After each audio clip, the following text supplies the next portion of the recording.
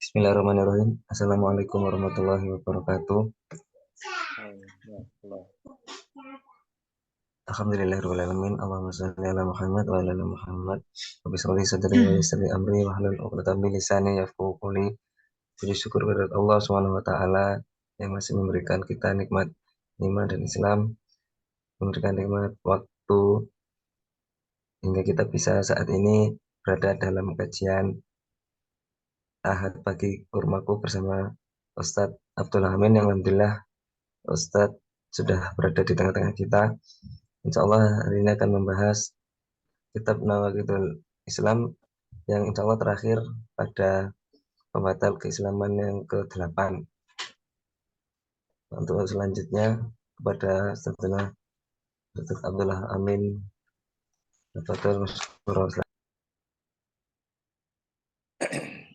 Bismillahirrahmanirrahim. Alhamdulillah wassalatu wassalamu ala Rasulillah wa ala alihi wa sahbihi wa mawalah wa ba'd. Jemaah sekalian yang dimuliakan oleh Allah Azza wa Jalla, kita melanjutkan kembali pembahasan kitab Nawaqidul Islam dan kita sampai kepada pembatal yang ke-8 di antara 10 pembatal yang disebutkan oleh Syekhul Islam Muhammad bin Abdul Wahhab rahimahullahu ta'ala. Dan pembatal yang ke-8 ini adalah as-samin mudhaharatul musyrikin. Mudhaharatul musyrikin, membantu atau menolong kaum musyrikin, wa muawanatuhum. Mudhaharah dan muawanah ini memiliki kemiripan makna, yang artinya membantu atau menolong kaum musyrikin terhadap kaum muslimin. Menolong kaum musyrikin terhadap kaum muslimin, maksudnya memerangi kaum muslimin, membantu kaum musyrikin di dalam memerangi kaum muslimin. Nah, ini adalah salah satu bentuk kekufuran, dan disebutkan dalilnya di sini adalah firman Allah Subhanahu wa taala dalam surat Al-Maidah ayat 51. Allah berfirman, wa may yatawallahum minkum fa innahu minhum. Barang siapa yang memberikan loyalitas kepada mereka, pertolongan, bantuan terhadap kaum muslimin, yaitu menolong orang musyrikin di dalam memerangi kaum muslimin. Maka fa'innahu minhum, maka sesungguhnya dia termasuk mereka, termasuk golongan mereka kaum musyrikin. Innallaha la yahdil qaumadz zalimin, sungguhnya Allah Subhanahu wa taala tidak memberi petunjuk kepada kaum yang zalim. Ini adalah salah satu di antara dalil dasar tentang larangan membantu kaum musyrikin terhadap kaum muslimin. Nah ini. Nah, bentuk bantuan, nah ini. Jadi tidak setiap pertolongan atau bantuan itu dibolehkan. Jadi ada perincian di dalam masalah membantu kaum musyrikin. Dan dikhususkan di dalam pembatal yang ke-8 ini, membantu kaum musyrikin di dalam memerangi kaum muslimin. Inilah yang menjadi sebab kekafirannya adalah kelanjutan dari pertolongan tersebut. Jadi bukan setiap pertolongan itu yang menjadikan kafir atau mengeluarkan seseorang dari Islam, tetapi dikhususkan pertolongan kepada kaum musyrikin itu dalam hal yang mana itu membantu kaum musyrikin dalam memerangi, memusuhi kaum muslimin. Karena Islam. Karena mereka muslim. diperangi oleh kaum musyrikin karena mereka muslim, dengan keislamannya. Nah, inilah yang menjadikan seseorang ketika membantu kaum musyrikin dalam hal ini bisa mengeluarkan dia dari Islam. Karena itu ada perincian, ada beberapa macam. Ini di antara bantuan kepada kaum musyrikin, kaum kufar terhadap kaum muslimin. Yang pertama, apabila bantuan tersebut diiringi dengan kecintaan terhadap mereka dan terhadap kekufuran dan kesyirikan mereka, maka ini yang jelas kekafiran yang nyata, yaitu mencintai, menyatakan kebenaran, kebaikan apa yang mereka yakini, kekafiran atau kesyirikan. Nah, kalau seandainya seperti ini karena menolong mereka karena kekafiran mereka, karena kesyirikan, ini bahayanya, ini kekafiran yang nyata, bahkan kufrun akbar, berdasarkan ayat tersebut. Nah ini. Nah jadi ini yang jelas-jelas menjadikan seseorang bisa keluar dari Islam secara langsung. Nah itu. Nah kemudian yang kedua, bentuk pertolongan kaum musyrikin terhadap kaum muslimin, yaitu ini adalah ketika seseorang muslim berada di negeri kafir dan kemudian mereka, kaum kufar itu mereka memerangi kaum muslimin. Dia sebagai warga, ini warga negara atau orang yang tinggal di negeri kaum kufar, dan harus tunduk kepada mereka kaum kufar, lalu kemudian terjadilah peperangan atau pertikaian antara kaum kufar dengan kaum muslimin. Nah ini, sehingga mereka terpaksa, ini, sehingga karena mereka warga negara negeri kafir tersebut, misalkan di negara-negara kafir seperti misalnya Rusia, Cina, atau Amerika dan yang lain sebagainya, dan ketika itu terjadi mereka harus berperang. Nah, misalkan orang Muslim ini menjadi tentaranya. Nah, sehingga mereka dengan terpaksa ini. Jadi kalau seandainya yang kedua ini catatannya adalah ketika dia harus terpaksa melakukannya. Karena apa? Dia warga negara atau tinggal di tempat tersebut. Nah, ini. Dan ini terancam dengan ayat yang lainnya. Dan terancam dengan kekafiran juga. Meskipun lebih mending daripada yang pertama. Nah, dasarnya di dalam surat An-Nisa ayat 97 sampai 98. Allah berfirman, "Innal ladzina tawaffathumul malaikatu zalimi anfusihim qalu fima kuntum." Ini. Sesungguhnya orang-orang yang diwafatkan oleh malaikat, maksudnya dicabut oleh malaikat maut. Ini maksudnya diwafatkan ini oleh Allah, ditugaskan malaikat pencabut nyawa. Dia mati dalam keadaan dia berbuat zalim kepada diri mereka sendiri. Kenapa? Karena mereka tinggal di negeri kufar, negeri yang memerangi kaum muslimin, dan mau tidak mau dia harus mengikuti aturannya. Sehingga dia tinggal di negeri tersebut dan akhirnya bahkan apalagi ketika dia menjadi tentaranya. Ini. Nah, kalaupun tidak jadi tentara tapi ada suatu saat ada wajib militer misalnya. Nah, dia harus ikut sebagai warga negara. Maka ini yang nanti pada hari kiamat ini disebutkan oleh Allah dalam Al-Qur'an ini surat An-Nisa ayat 97 sampai 98.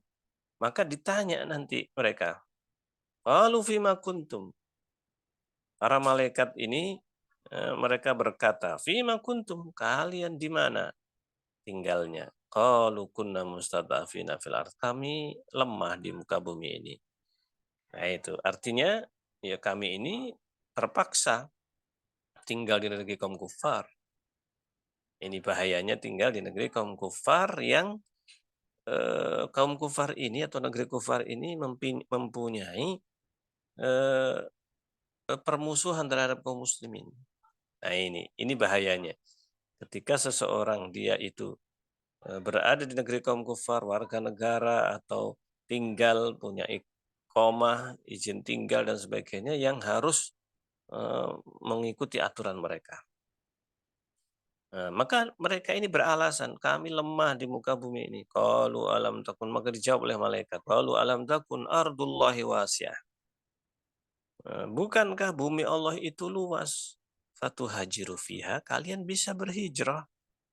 Ini. Jadi mereka ini yang mati di dalam negeri kekafiran, negeri kufar, dan mereka sebenarnya bisa mampu untuk keluar hijrah dari negeri kufar tersebut, dan pergi ke tempat yang lainnya. Nah ini ke tempat bumi Allah itu mahal, yang sangat luas bumi Allah. Maka dikatakan, bukankah bumi Allah itu luas, kalian bisa hijrah. Faulaika, maka mereka ini yang terancam ini dengan ma'wahum jahannam. Ulaika ma'wahum jahannam. Tempat tinggalnya di neraka jahannam wasaat masira. Dan itu adalah seburuk-buruk tempat kembali. Nah, di sini. Jadi ini orang yang dia mampu hijrah, misalkan dia masuk Islam, dan dia masih mempunyai kemampuan untuk keluar dari negeri tersebut. Dia punya dana. Ini punya dana, baik itu dengan lewat udara, lewat kendaraan darat. Ini dia kumpulkan dananya, dia jual rumahnya, dia bisa keluar dari negeri tersebut ke tempat yang lainnya. Nah ini. Nah, sehingga dia hijrah. Dia bisa. Kalau dia itu apa? Punya misalkan harta, wah ini saya jual saja. Ini dia hijrah ke negeri kaum muslimin. Bisa. Maka disebutkan, bukankah bumi Allah luas? Kalian bisa hijrah. Nah itu. Maka yang dikecualikan yang tidak bisa hijrah memang, ya, makanya disebutkan dalam ayat yang selanjutnya, illal mustadafin. Melainkan orang-orang yang mustadafin, yang lemah. Minar rijali wan nisa'i wal wildan. Baik laki-laki, misalkan sudah tua, renta, wan nisa atau wanita, wal wildan, anak-anak, la yastati'una hilah. Yang mereka tidak bisa menghindari untuk tinggal di negeri tersebut. Nah, dan sehingga dia tidak bisa hijrah. Wala yahtaduna sabila. Dia tidak bisa mendapatkan jalan keluar. Artinya keluar dari negeri tersebut, sehingga mereka terpaksa tetap tinggal di negeri ini, negeri kufar. Nah, sehingga ini yang dikecualikan. Tetapi yang mereka sebenarnya tidak punya alasan atau membuat-buat alasan saja karena merasa nyaman di negeri tersebut, konsekuensinya dia mengorbankan agamanya, maka inilah yang mendapatkan ancaman neraka jahanam yang disebutkan. Sehingga mereka ini tetap terancam. Kesalahannya terdapat pada perbuatan mereka. Mereka mampu keluar hijrah, ini, tetapi tidak hijrah.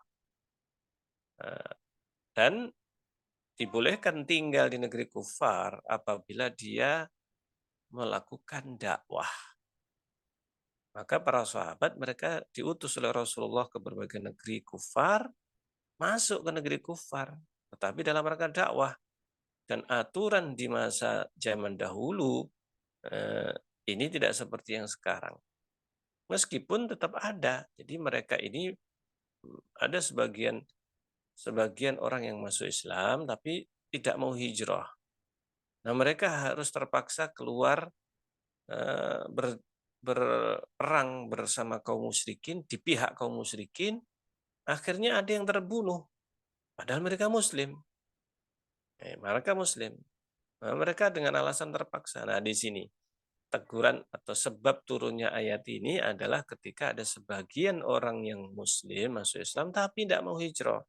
Akhirnya ketika perang terjadi kaum musyrikin dengan kaum muslimin, mereka ada di pihak kaum musyrikin. Mereka beralasan terpaksa. Nah, ini yang tidak dibolehkan. Nah, ini mereka tidak dibolehkan. Nah, jadi tidak ada alasan, oh saya terpaksa. Kenapa? Karena dia bisa hijrah. Dia mampu berhijrah. Kenapa mampu berhijrah? Wong perang saja bisa ikut kaum musyrikin. Berarti sebenarnya dia punya kemampuan untuk hijrah, untuk berjalan kaki atau berkendaraan. Maka dia bisa sebenarnya. Nah, inilah yang menjadi teguran terhadap mereka ini. Jadi ini bentuk pertolongan kepada kaum musyrikin di dalam memerangi kaum muslimin. Ini. Meskipun yang kedua ini terpaksa, tetapi itu disebabkan karena keteledoran, karena dia tidak menjalankan perintah Allah untuk berhijrah. Padahal dia mampu. Makanya yang dikecualikan yang memang tidak mampu sama sekali hijrah. Karena itu di masa Rasulullah yang hijrah ke Madinah itu baru laki-laki saja. Para wanita mereka meninggalkan para istrinya, anak-anaknya masih kecil, mereka tinggalkan. Kenapa? Karena eh, yang diancam, bunuh dan diperangi, eh, dimusuhi dengan berbagai macam permusuhan, ancaman, bahkan dibunuh, itu laki-lakinya, laki-laki. Meskipun ada wanita yang dibunuh seperti budak, seperti ibunya Ammar bin Yasir, Sumayyah, ini meninggal karena dibunuh oleh kaum musyrikin. Nah, tapi karena budak. Nah, sehingga ini yang menjadi sebab kenapa mereka ini yang tidak mau hijrah terancam dengan neraka jahanam juga. Kenapa? Karena mereka mampu tapi tidak mau. Nah ini. Nah, jadi tidak punya alasan ketika oh kami lemah sekarang di muka bumi ini sehingga kami terpaksa harus ikut bergabung berperang dengan mereka melawan kaum muslimin. Nah, sebenarnya mereka tidak mau tapi terpaksa. Maka dijawab di sini dalam ayat ini turun berkaitan dengan mereka ini. Mereka yang terbunuh atau terpaksa harus berperang menghadapi kaum muslimin. Mereka muslim, tapi karena ada peperangan antara kaum kufar dan kaum muslimin, sehingga mereka terpaksa harus berperang. Nah ini. Ini bentuk bantuan kepada kaum musyrikin yang mana perbedaan dengan yang pertama adalah ketika yang pertama mereka itu dengan sukarela dan inilah yang menjadi kekafirannya. Adapun yang kedua dengan keterpaksaan mereka tidak dikafirkan secara mutlak. Mereka tidak dikafirkan secara person, tetapi digabungkan. Artinya mereka itu mendapatkan ancaman neraka jahanam. Sama-sama mendapatkan ancaman neraka. Nah, ini, neraka jahanam. Nah, meskipun nanti bisa jadi Allah Subhanahu wa taala mengentaskan dari hukuman neraka setelah dimasukkan ke dalam neraka jahanam, kemudian dientaskan karena masih memiliki akidah tauhid. Nah, ini. Tetapi dia sudah menjalani hukuman di neraka. Adapun yang benar-benar kafir maka mereka kekal, sementara yang membantu orang kafir atas kaum muslimin mereka bisa jadi diadab di dalam neraka lalu kemudian suatu ketika Allah jika sudah menghendaki untuk dientaskan mungkin dientaskan sesuai dengan kehendak Allah Azza wa. Ini berapa lamanya di dalam neraka jahanam bisa sesuai dengan apa yang Allah ketahui karena Allah Maha tahu sejauh mana penyimpangan, pelanggaran yang dilakukan oleh orang muslim ini. Nah, ini sejauh mana semakin berat atau semakin jauh penyimpangan dan terjatuh ke dalam larangan ini. Misalnya dia akhirnya juga harus membunuh orang muslim. Nah ini, dia tidak hanya berperang saja, tapi dia juga akhirnya membunuh orang muslim. Nah, ini berarti dosanya berlipat ganda lagi. Dia bergabung dengan kaum musyrikin ini sudah berdosa, dia membunuh orang muslim juga berdosa. Kalau seandainya dia terpaksa bergabung tapi dia tidak pernah membunuh musuh, dia mesti memelesetkan. Nah, ini memelesetkan tembakannya misalnya. Nah, sehingga tidak kena. Nah, yang seperti ini eh, adalah orang yang bisa jadi lebih ringan daripada orang yang dia akhirnya, oh saya terpaksa membunuh, membunuh juga. Nah, ini lebih berat karena dia juga berdosa. Nah, seperti itu. Jadi masing-masing ini ada tingkatan, eh, bisa jadi sampai kepada kekafiran atau tidak sampai kepada kekafiran. Nah, tetapi Allah yang Maha tahu secara rinci nih hukuman masing-masing ini orangnya. Nah, kemudian bentuk yang ketiga, nah ini yaitu apa? Eh,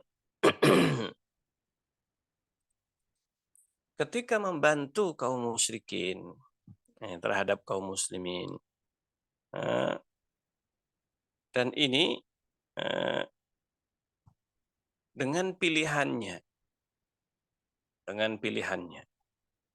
Yang bedanya dengan yang pertama dan yang kedua, kalau yang kedua terpaksa. Kalau yang pertama dia malah memang mempunyai loyalitas, kecintaan kepada kekafiran dan kesyirikan, maka ini jelas kekafiran yang nyata.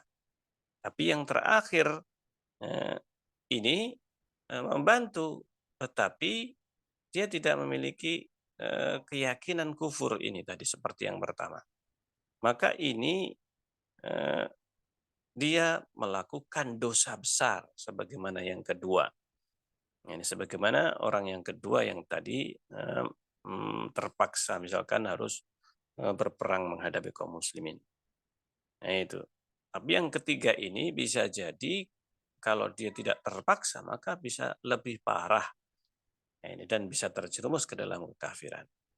Ini disebutkan oleh sebagian ulama tentang rincian pertolongan atau menolong kaum kufar. Ya ini, menolong kaum kufar. Dan yang paling berat adalah ketika memberikan loyalitas. Ya ini, loyalitas dalam perkara mereka melawan kaum muslimin eh, dalam agama mereka. Seperti halnya kalau dicontohkan lebih konkret adalah ketika terjadi misalnya mereka kaum musyrikin kalau seperti kaum Yahudi yang membantai kaum muslimin. Ketika ada sebagian orang muslim membela, nah ini, membela kaum Yahudi ketika mereka membasmi atau menumpas kaum eh, Palestina di Gaza misalnya. Nah, ini. Nah, kemudian ada sebagian orang muslim yang membela orang Yahudi. Nah, ini. Ketika mereka menumpas kaum muslimin. Nah, ini membenarkan perbuatan mereka. Apalagi misalnya ada orang muslim yang tinggal di negeri Yahudi mereka ini dan akhirnya ikut perang pasukannya orang Yahudi dan akhirnya juga memerangi kaum muslimin. Nah, itu. Dan ini ternyata ada sebagian orang yang muslim mengatakan muslim tapi dia menjadi tentaranya orang Yahudi. Ini atau tinggal di negeri Yahudi, di negeri mereka dan juga membantu kaum Yahudi. Nah, ini masing-masing ada yang mungkin ada yang terpaksa, tapi ada yang mereka ini dengan sukarela. Maka mereka ini hukumnya sesuai dengan yang tadi disebutkan. Bisa keluar dari Islam secara jelas, yakin, tetapi bisa juga mereka berbuat dosa besar, perbuatan dosa besar. Nah, inilah eh, yang menjadi rincian. Itu. Nah, ada secara lebih detail lagi membantu kaum musyrikin dalam perkara dunia. Nah, itu dalam perkara dunia. Oh, si fulan ini orang kafir ini memuji tentang muamalahnya. Nah itu, muji muamalahnya, saya suka orang-orang kafir ini misalnya. Kenapa mereka baik-baik orangnya? Masya Allah. Mereka menjami saya mobil, menjami ini dan sebagainya. Dan dia mencela kaum muslimin. Nah itu, mencela kaum muslimin. Karena apa? Karena mungkin ada sebagian orang muslim yang dia pengalaman pribadinya itu bakhil, ya tetangganya yang kafir ternyata dermawan, dan dia memuji orang kafir. Nah, ini dia lebih mengatakan lebih bagus orang kafir ini daripada orang muslim. Nah itu, dan mencelanya dan sebagainya kaum muslimin. Nah ini, sehingga eh, kecintaan terhadap orang kafir ini, nah ini justru bisa jadi menjerumuskan ke dalam kekafiran apabila eh, kekafiran atau kecintaan terhadap orang kafir itu memberikan loyalitas, ini bisa perbuatan kefasikan, tetapi juga bisa mengeluarkan dari Islam. Nah ini, apabila ada keyakinan, kecintaan terhadap kekafiran mereka, yaitu tentang terhadap kafiran. Makanya ini eh, perlu diperinci dan tidak bisa dihukum secara mutlak, secara keseluruhan semuanya kafir membantu orang muslim terhadap kaum muslimin. Bisa jadi kekafirannya kufur asghar, tergantung kepada hakikat keyakinan yang ada pada dirinya. Hakikat keyakinan yang ada pada dirinya. Misalnya dia membenci kekafiran, tapi dia menolong orang kafir ini bukan karena kekafirannya, tapi karena dia mungkin berada di pihak yang benar dalam suatu perselisihan. Misalnya dalam urusan tertentu, ini yang salah orang muslim. Dia membantu orang kafir bukan karena kekafirannya, tetapi karena ini orangnya benar. Nah, ini yang zalim ini orang muslim. Kalau ini yang dimaksudkan membantu orang kafir alal muslimin, bukan karena keislamannya, bukan karena kekafirannya, tapi karena perkara lain. Karena urusan duniawi misalnya. Ini orang muslimnya ini pendusta atau penipu dan sebagainya. Sementara orang kafir ini dalam hal muamalah duniawi, dia baik, dia jujur, dia tidak berkhianat dan sebagainya. Jika demikian, dia menolong misalkan dalam perselisihan, dia mengetahui yang benar ini adalah yang kafir, yang muslim yang salah, yang zalim, ini yang dizalimi orang kafir, maka dia membela ini tidak termasuk kekafiran. Nah ini tidak bisa dikafirkan. Justru ini adalah sebuah keadilan. Karena apa? Dia membela orang kafir ini bukan karena kekafirannya, tetapi karena dalam masalah kasus yang dia tahu antara orang muslim dan kafir ini yang benar yang kafir. Nah itu yang berhak yang dizolimi orang kafir ini. Maka ini dia menolong karena dizolimi. Bukan karena dia kafir, tetapi karena dia dizolimi. Yang muslim ini yang berbuat zalim. Nah, di situ. Karena itu Allah Subhanahu wa taala berfirman, "La yanhakumullahu 'anil ladzina lam yuqatilukum fid din." Nah, itu. Allah tidak melarang kalian, artinya memberikan bantuan, hubungan baik orang-orang yang tidak memerangi kalian dalam agama. Lam yuqatilukum fid din. Jika bukan orang yang memerangi kalian dalam masalah agama, itu. Tetapi orangnya misalkan ya dia mungkin Nasrani, tetapi dia ini tidak memerangi kaum muslimin. Dia menghormati kaum muslimin. Dia tidak berdakwah mengajak orang kepada kekafiran. Dia menjalankan kekafirannya, menjalankan agamanya. Tapi dia memberikan toleransi, menghormati kaum muslimin. Nah, yang seperti inilah yang disebutkan dalam surat Al-Mumtahan ayat 8 ini. Allah tidak melarang kalian berhubungan, berteman, ataukah bertetangga bekerja sama dalam bisnis dan sebagainya, orang yang tidak memerangi kalian dalam agama, walam yukhrijukum min diyarikum, tidak mengeluarkan kalian dari negeri kalian. Antabarruhum, kalian berbuat baik kepada mereka. Wa tuqsitu ilaihim, berbuat adil kepada mereka. Nah, di sini eh, ini yang dibolehkan, yang dibolehkan. Jadi eh, tidaklah perbuatan yang seperti ini, perbuatan berhubungan baik dengan orang kafir, ini tidaklah merupakan bentuk kefasikan atau kekafiran atau kemaksiatan, tapi sesuatu hubungan yang dibolehkan di dalam Islam. Nah, dibolehkan di dalam Islam. Sehingga eh, ini tidak termasuk yang dibahas atau termasuk yang dimaksudkan dalam hal ini. Tapi kalau bantuannya itu dalam agama mereka, nah ini seperti misalnya eh, eh, secara umum bahwa kaum kufar tidaklah pada asalnya boleh menyebarkan syiar kekafirannya di negeri kaum muslimin. Ini sebenarnya hukumnya, hukum asalnya. Nah itu. Maka tidak boleh membantu kaum musyrikin dalam hari raya mereka. Misalnya apa? Misalnya membuatkan makanan untuk mereka. Nah, ini. Ya, jadi dipeseni misalkan makanan itu saya buatkan tolong 100 kotak. Biasanya dia bisnisnya kotak. Nah, ini makanan. Untuk apa? Untuk dibawa diantar ke gereja. Oh, kalau sudah seperti ini ta'awun, bekerja sama dalam membantu mereka dalam perkara agama mereka. Misalkan kebaktian, Natal dan sebagainya. Ini tidak boleh. Nah, ini.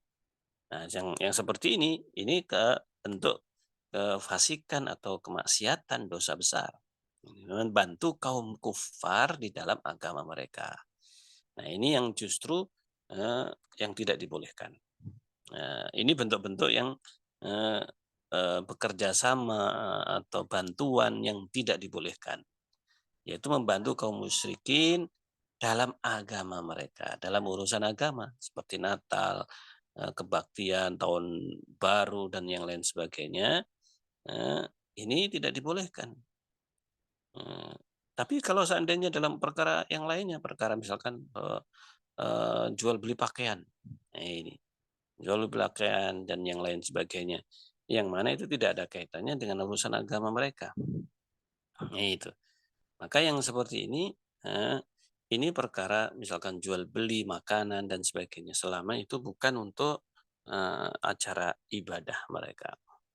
Nah, ini pembahasan tentang pembatal yang ke-8 dari pembatal-pembatal Islam. Nah, di sini kemudian yang berikutnya, jadi pembahasan tentang masalah ini, bentuk bantuan ini perlu diperinci sehingga hukumnya tergantung kepada bentuk bantuan tersebut, apakah dalam agama atau dalam memerangi kaum muslimin atau tidak ada kaitannya dengan peperangan terhadap kaum muslimin, tetapi dalam urusan bisnis, perdagangan, kerjasama ini dibolehkan. Misalkan ekspor impor harus berhubungan dengan mereka, yaitu dengan kaum kufar. Nah, yang seperti ini tidak bisa dihindari. Karena bisa jadi seseorang jual beli perdagangan, nggak usah ekspor impor lah. Mungkin di negeri kita, sama-sama di negeri kita sendiri di dalam negeri. Jual beli dengan orang kafir. Dalam kebutuhan misalkan, oh ini apa, membeli kebutuhan pokok, beras dan sebagainya. Mereka butuh dan kita penjualnya. Atau sebaliknya. Nah, eh, jika memang urusan seperti ini, maka tidak ada masalah. Ini. Nah, ini juga bisa menjadikan seseorang keluar dari Islam dengan adanya hubungan dengan kaum kufar, membantu mereka terhadap kaum muslimin. Dan ini semuanya harus diperhatikan. Sebabnya, kemudian bentuknya, kemudian apa yang ada di dalam hati orang muslim tersebut. Maka ini semuanya berpengaruh terhadap hukum. Berpengaruh terhadap hukumnya. Baik.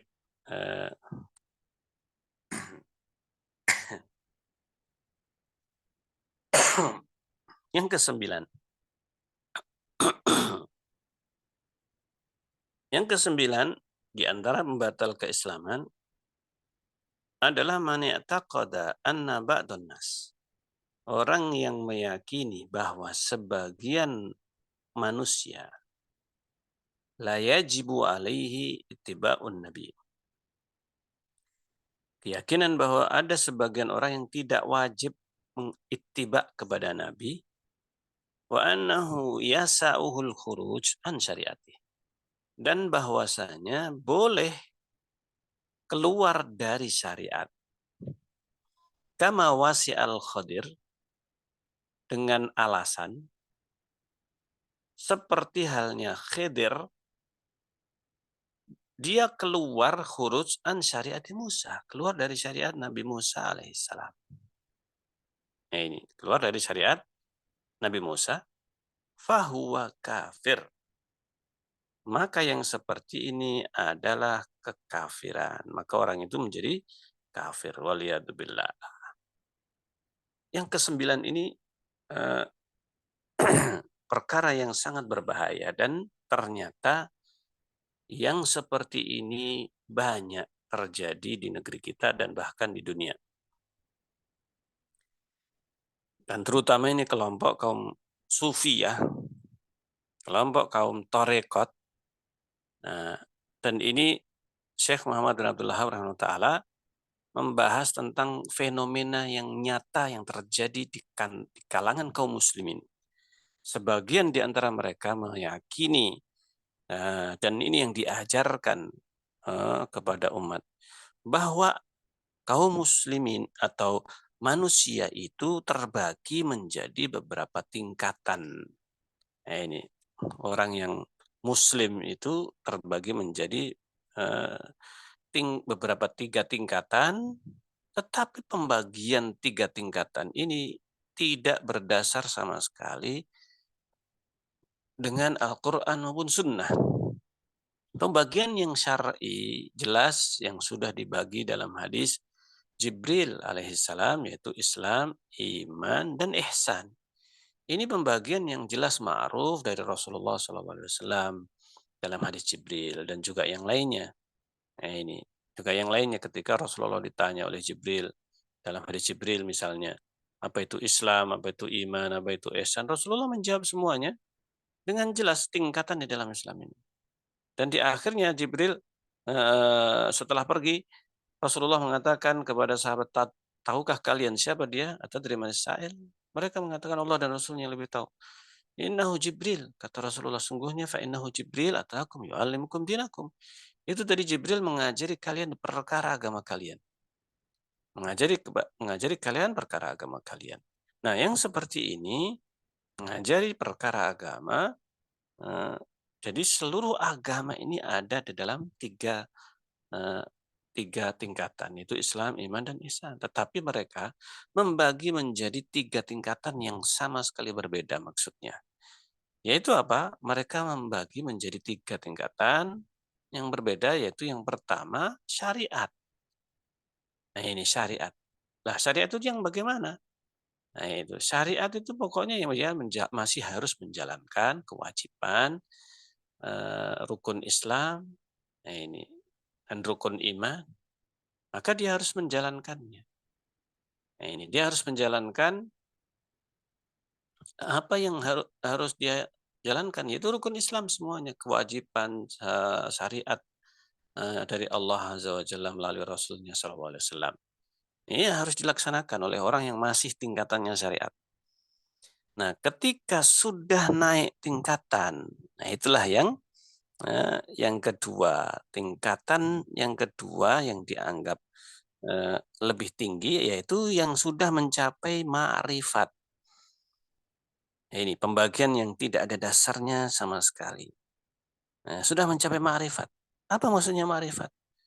Ma'rifat ini eh, secara makna bahasanya itu sudah kenal, sudah tahu. Maksudnya sudah kenal dengan Allah sehingga dia ini sudah karena sudah kenal dengan Allah sudah bebas syariat. Artinya kewajiban-kewajiban syar'i ini sudah enggak lagi wajib baginya. Nah, ini dalam keyakinan kaum sufi ya, waliyadzubillah. Nah, itu. Sehingga Pak, ini eh, yang sangat berbahaya. Yaitu yang sudah menyatakan ini pembagian ini sampai sekarang ini masih ada. Diajarkan di dalam torekot-torekot sufi ya. Nah, itu. Torekot sufi ya, di berbagai penjuru dunia sampai sekarang ini. Nah, itu sampai sekarang ini.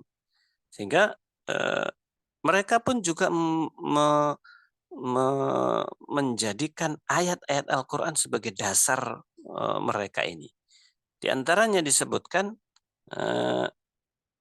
dalam surat Al-Hijr ayat 99, Allah berfirman, wa'bud rabbaka hatta ya'tiyakal yakin. Beribadalah kepada Allah Rabbmu. Ini dalilnya mereka pembagian syariat ini dan marifat. Beribadahlah kepada Rabbmu, kepada Allah, yaitu jalankan syariat, hatta ya'tiyakal yakin, sampai datang yakin. Artinya kalau sudah yakin sudah bebas syariat. Nah ini. Jadi mereka pun juga punya dalil. Nah, ini yang sebenarnya adalah dalih. Nah, yang lebih tepat mereka seharusnya apa? Sebenarnya berdalih dengan ayat ini. Dan sama sekali ayat ini bukan dalil. Karena maksud yakin ini adalah mati. Dan salah satu nama kematian dalam bahasa Arab, dan ini disepakati ijma para ulama, tafsir yakin adalah mati. Sampai mati. Ibadahlah kepada Rabbmu hingga datang kepadamu kematian. Jadi ibadah sampai betul-betul sampai akhir hayat. Jadi orang masih sakit, masih sadar, dia masih tetap ibadah. Sholat masih dia tetap jalankan. Tidak boleh ditinggalkan. Tapi bagi mereka, kaum torekot atau sufi ini, mereka menyatakan, sudah yakin. Kalau sudah yakin Allah, ini buat apa ibadah? Nah, di sini. Sudah nggak wajib lagi, sholat nggak wajib. Makanya kita melihat fenomena di kalangan mereka torekot atau sufi atau kalangan-kalangan mereka ini yang memahami ada sebagian orang itu, oh itu sudah wali. Kenapa? Itu sudah bukan hanya ma'rifat, sudah malah sampai hakikat malah. Ini tingkatan ketiga ini, tingkatan hakikat. Ma'rifat saja ini sudah bebas syariat. Artinya apa? Mereka melihat ada sebagian yang mereka justru dianggap wali yang disebut dengan wali majdub. Wali yang sudah disedot. Nah ini kesedot ini majdub namanya. Nah itu. Ini dianggap sebagai apa? Sebagai wali. Wali yang tingkatannya di atas syariat. Artinya nggak boleh mencela. Nah ini bahkan mereka mengatakan nggak boleh mencela. Nah ini nggak boleh mencela orang yang sudah tingkatannya ma'rifat ini. Yang mereka sebut ada sebagian wali majdub. Mereka membagi beberapa bentuk wali ini. Ada yang wali majdub, yang kalau kita menamakan orang itu majnun, itu orang gila. Nah, ini orang gila. Nah, ini. Tapi mereka menganggap ini bukan majnun, ini majdub. Kenapa? Ini sudah tersedot saking cintanya Allah. Nah, ini subhanallah. Dia tersedot dengan cinta Allah azza wajalla. Nah, ini sampai apa? Orangnya nggak menutup aurat, ini bahkan nggak pakai baju, pakai celana pun juga lututnya terbuka sampai kemudian tidak ada malu dan namanya orang majnun lah. Zahirnya adalah majnun. Yang kita memang husnudan majnun. Tapi mereka menganggap ini bukan majnun. Waliyadzubillah. Dan itu sah bagi mereka. Tidak menjalankan sholat. Ini mereka menganggap oh sholatnya lain sudah. Ini sholatnya sudah lain. Mereka sudah tidak lagi terkena syariat. Waliyadzubillah. Nah itu. Nah yang seperti ini pembagian atau orang yang menganggap Kalau orang itu sadar, ya, tidak gila. Kalau dia itu tidak gila, dia sadar sepenuhnya dan dia merasa dia keluar dari syariat, dia bebas dari syariat, maka dia sebenarnya orang yang keluar dari Islam. Ini waliyadzubillah, ini bahayanya. Nah, kalau ada orang yang sadar sepenuhnya dan dia tahu ayat-ayat Allah, perintah sholat, perintah ini, dan kemudian dia mengatakan saya sudah tidak wajib lagi sholat. Nah, dan dia sadar, eh, bukan gila tapi dia sadar. Dites kesehatannya atau karena bisa dites ini orang gila atau bukan.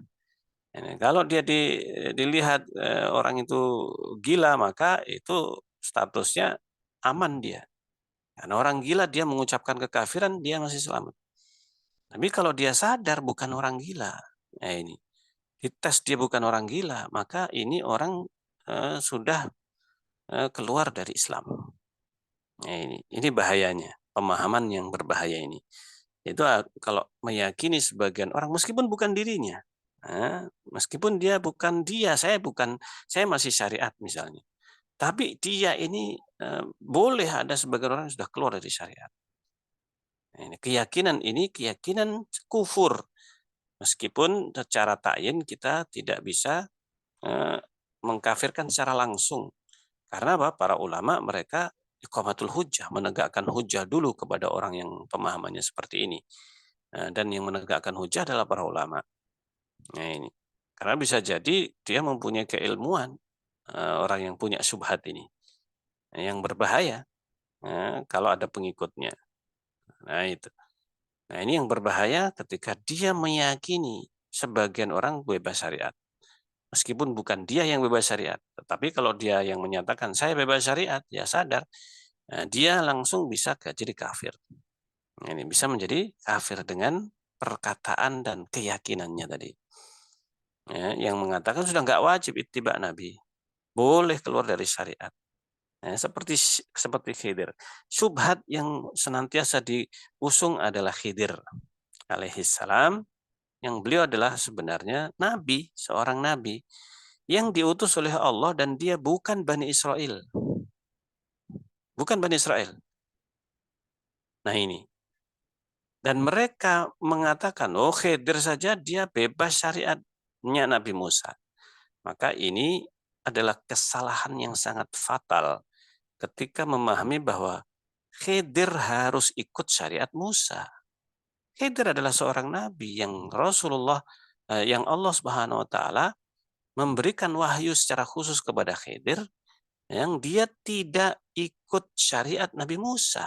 Allah memberikan syariat tersendiri kepada Khidir alaihissalam, memberi wahyu yang berbeda. Nabi Musa diutus untuk Bani Israel. Dan Taurat yang diturunkan kepada Nabi Musa wajib dijalankan Bani Israel. Bukan Khidir. Khidir tidak termasuk Bani Israel. Sehingga bukan umatnya Nabi Musa alaihissalam. Sehingga tidak wajib mengikuti syariat Nabi Musa. Karena Allah sudah memberikan syariat yang tersendiri kepada Khidir alaihissalam. Beliau juga seorang nabi yang diutus oleh Allah Azza wa Jalla. Ini. Dan salah satu perbedaan nabi dan rasul, rasul dia diberi syariat baru, wahyu, kitab, diturunkan kitab dan diperintahkan untuk berdakwah kepada umatnya. Dan salah satu ini perbedaan sisinya nabi, nabi sebagian ulama menyebutkan perbedaannya dengan rasul tidak harus berdakwah. Tidak semua nabi berdakwah kepada kaumnya. Nabi Bani Israel mereka meneruskan dakwah Nabi atau Rasul Musa alaihissalam. Nah, ini. Tetapi kalau Nabi atau yang bukan Bani Israel maka mereka sebagian tidak diperintahkan untuk berdakwah misalnya seperti Khidir. Tidak disebutkan Khidir ini punya pengikut atau punya mad'u. Nah, ini kaum yang didakwai. Nah, itu kaum yang didakwai. Tapi definisi nabi adalah setiap yang dapat wahyu dari Allah itu nabi. Nah, ini sebagian nabi diperintahkan berdakwah meneruskan rasul seperti Harun, Nabi Harun. Nah, ini beliau bukan rasul karena tidak mendapatkan kitab. Tidak diturunkan kitab kepada Harun alaihissalam. Nah, Khidir tidak disebutkan apakah dia turunkan kitab atau tidak, tetapi beliau dapat wahyu dari Allah Azza wa Jalla. Maka sebagaimana Harun, bedanya Harun ini Nabi Bani Israel yang melanjutkan, meneruskan mengikuti syariat Rasul, yaitu Musa alaihissalam. Nah itu. Sehingga apa?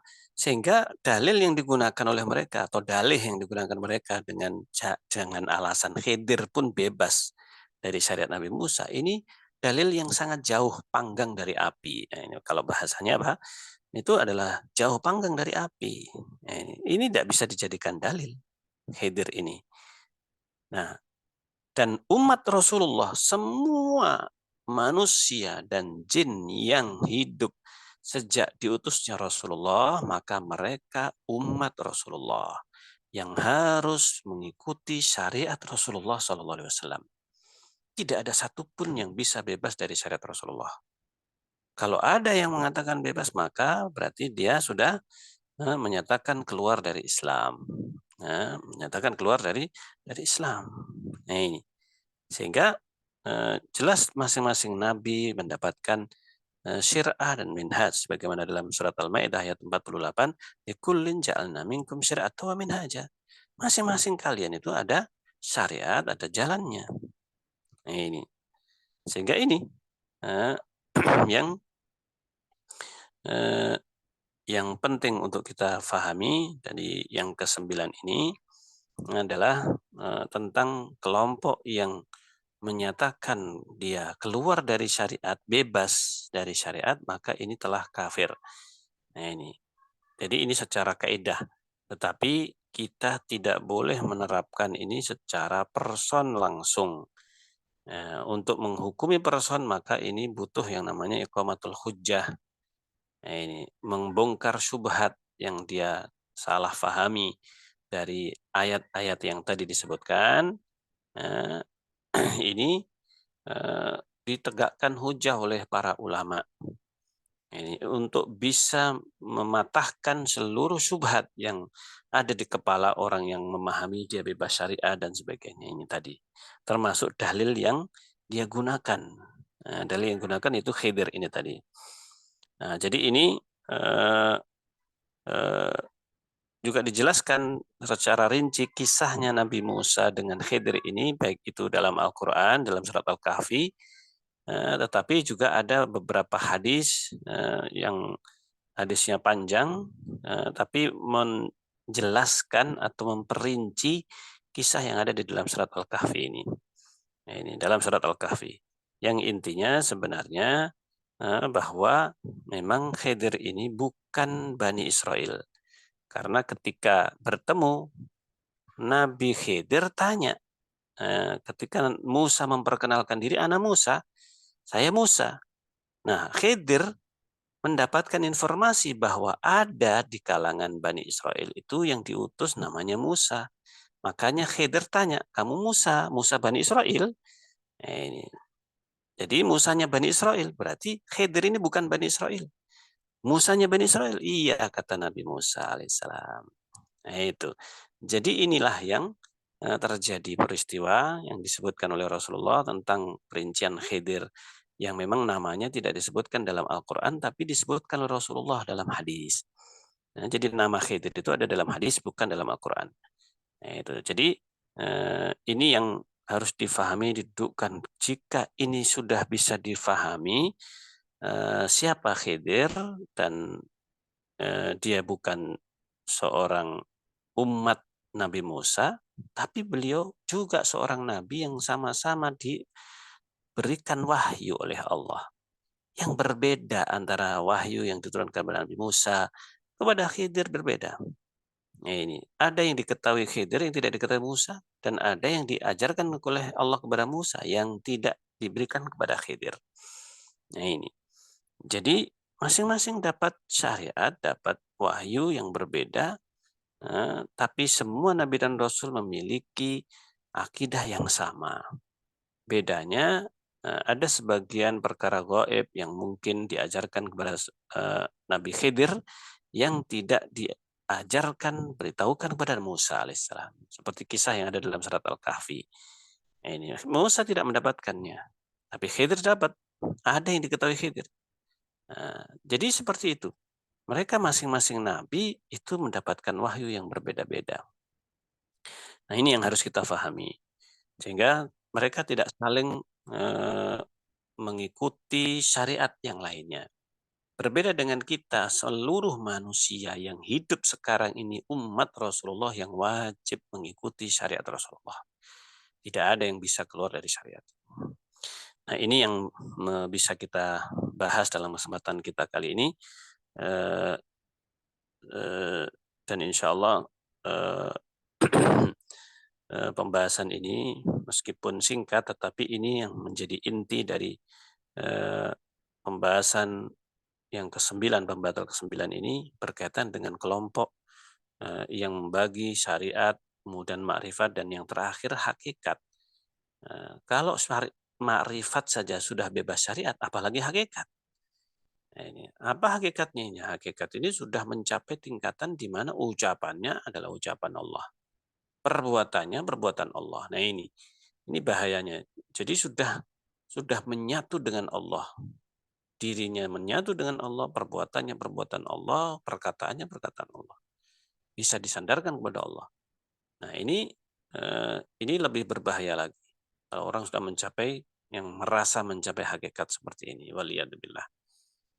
Dan ini semuanya kekafiran yang nyata, yang banyak kaum muslimin di negeri kita secara khusus dan di banyak belahan bumi ini secara umum yang salah faham dan tersesat di dalam memahami hal ini.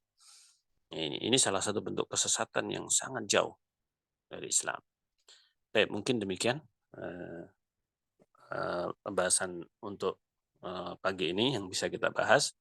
Masih tersisa satu, insya Allah kita bahas dalam kesempatan yang akan datang biidznillah ta'ala. Semoga bermanfaat. Saya kembalikan kepada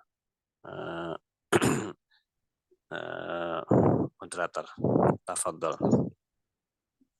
Nah, Ustaz, kepada wasan sekalian bisa chat atau raise jika ada pertanyaan, persilahkan.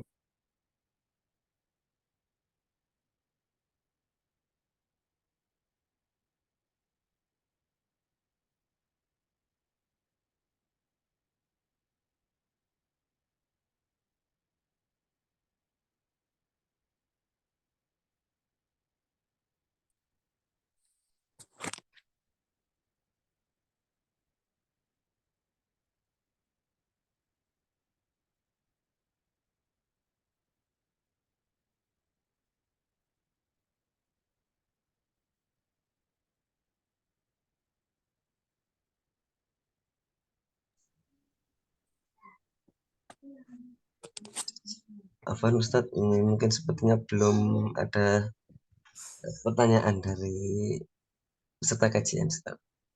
Mungkin bisa diberikan kesimpulan kajian pada pagi hari ini Ustadz sebagai penutup.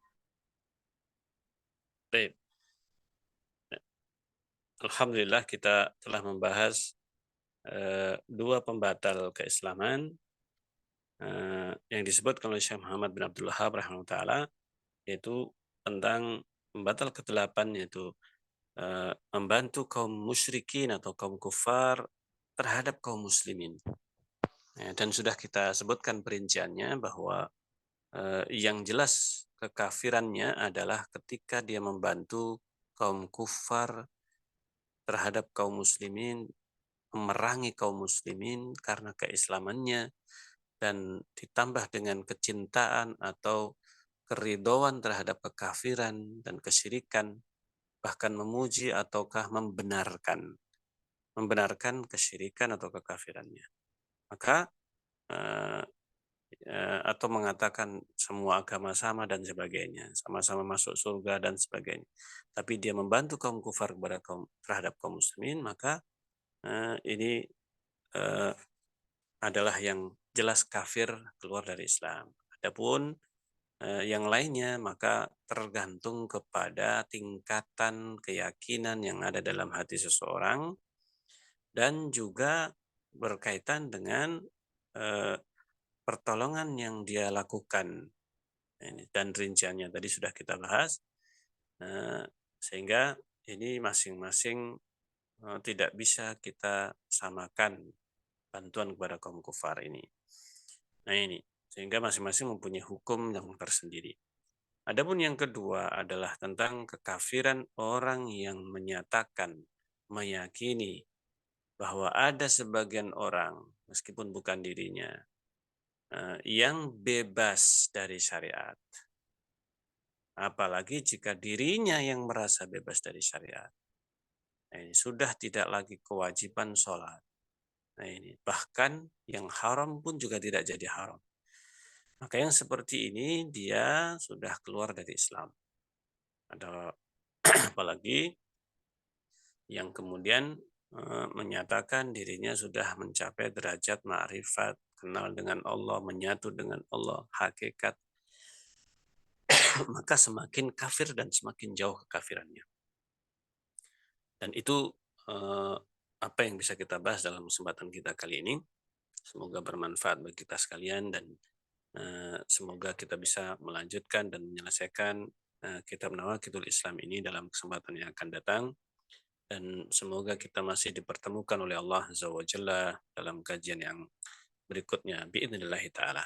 Dan semoga kita diberikan taufik oleh Allah Azza wa Jalla di bulan yang penuh dengan barakah ini, di bulan Ramadan. Kita diberikan taufik pada saat malam Lailatul Qadar, kita diberikan taufik oleh Allah menjalankan ibadah yang terbaik dengan ikhlas kepada Allah Azza wa Jalla. Dan diberikan ganjaran kita pada hari kiamat nanti dengan surga firdaus yang paling tinggi. Dan kita akhiri subhanakallahumma rabbana wa bihamdik asyhadu an la ilaha illa anta astaghfiruka wa atubu ilaik. Wassalamualaikum warahmatullahi wabarakatuh.